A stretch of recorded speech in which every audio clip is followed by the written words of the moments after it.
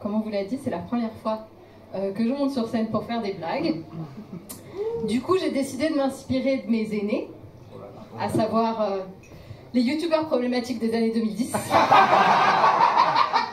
Et je dis ça comme si j'avais pas moi-même été youtubeur dans les années 2010, à la différence près que selon le très éminent et très respecté forum de jeuxvideo.com, j'étais plutôt côté décadence de la société occidentale, vous voyez. Bon, je pense que c'était certainement pas à cause de mon discours très progressif. L'homophobie, c'est pas bien. Les bisexuels existent. Non, je pense que c'était plutôt à cause de la perruque rouge, bouclée, comme ça, la fluo sur les bords, avec la frange à la Mireille Mathieu. Horrible, le truc en plastique, là. Faut dire que à l'époque, on n'avait quand même pas énormément de choix pour faire du drag. Je vous parle quand même d'un temps où Amazon était encore une plateforme de vente de livres et où RuPaul Drag Race était encore une émission indépendante aux États-Unis.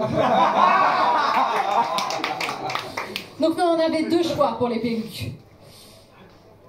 Le magasin de farce et attrape à Gare du Nord ou le rayon Halloween chez Jiffy. C'est sûr que c'est pas avec des éoliennes qu'on va faire fonctionner ChatGPT. Hein. Enfin, on pourrait, hein. Les jours de grand vent, uniquement. J'imagine bien le truc, tiens. Eh Jean-Michel, est-ce que je peux poser une question à ChatGPT aujourd'hui? Là, j'aimerais lui demander pourquoi le ciel est bleu. C'est hyper important. Tu crois que je peux lancer la question, là? Et là, j'imagine Jean-Michel, en retourne échelle. Attends! Non, c'est mort, mais reviens demain, peut-être qu'il y aura une tempête. Ça marcherait pas. Si je déteste l'intelligence artificielle, c'est avant tout pour des raisons politiques et écologiques. Et... Mais c'est absolument pas parce que j'ai un vieux bif personnel avec ChatGPT. Vous voyez, dans la vie, je suis aussi écrivain. C'était pas Jody Butler en fait. Non, c'est mon livre. Ouais, bah oui. Tant qu'il le faudra, c'est un roman pour les ados sur des jeunes LGBT dans une association à Paris. Voilà, c'est magnifique. C'est disponible chez Fier de Lettres.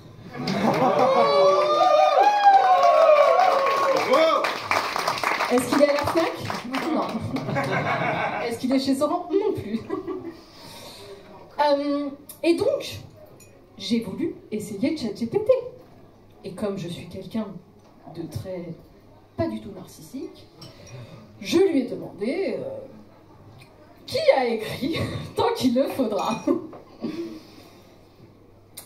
savez ce qu'il a répondu? Pas Cordélia, non. Pas Cordinordi non plus. Même pas mon nom d'état civil, hein, qu'il aurait pu aller pirater chez Deliveroo. C'est pas intelligent. Non, il m'a sorti « Tant qu'il le faudra » a été écrit par Cindy Van Wilder.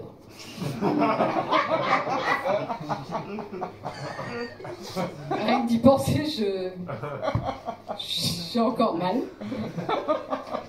Enfin, je sais pas, moi ça me touche dans mon cœur, dans mon âme. Enfin, je veux dire, c'est quand même un peu mon enfant.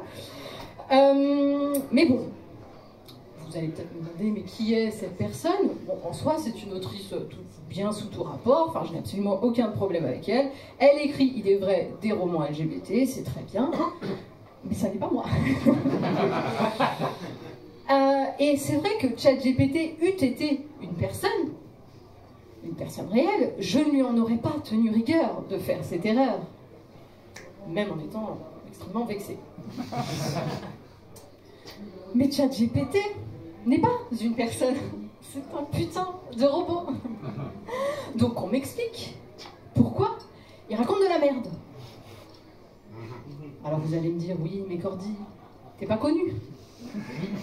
Tu peux pas exiger que ChatGPT sache qui t'es. Je ne suis pas n'importe qui. Moi, j'ai une page Wikipédia.